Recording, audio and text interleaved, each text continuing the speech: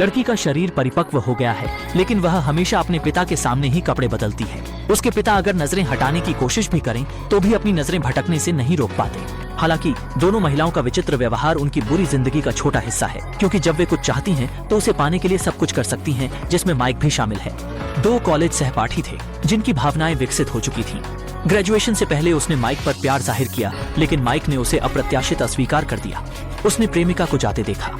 Sophie का गुस्सा चरम पर पहुंच गया। जब उसने माइक और उसकी गर्लफ्रेंड को एक दूसरे को चूमते देखा तो सोफी ने माइक को भारी कीमत चुकाने का मन बना लिया।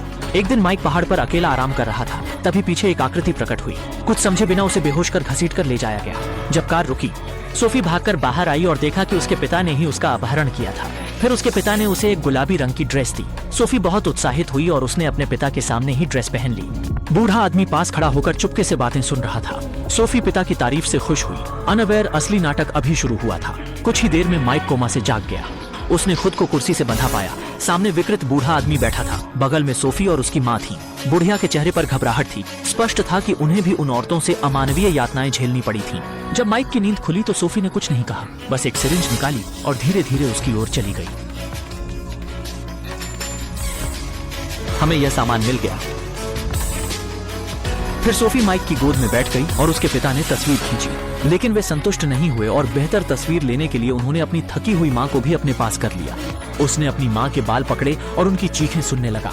सोफी के मन में एक अवर्णनीय संतुष्टि का भाव था। खाने के दौरान सोफी ने चिकन की टांग ली और माइक को जबरदस्ती खिला दी। यह देखकर कि उसने मुंह खोलने से इनकार कर दिया। क्या कल खोलने को थी। उसने पिता को असंतुष्ट नजर से देखा। पिता ने हथौड़े से मेज तोड़ दी। धमकी के बीच माइक के पास समझौता ही चाह रहा था, यह अंत नहीं था। फिर सोफी कप लेकर नीचे बैठ गई और उसे अपने सामने पेशाब करने को कहा।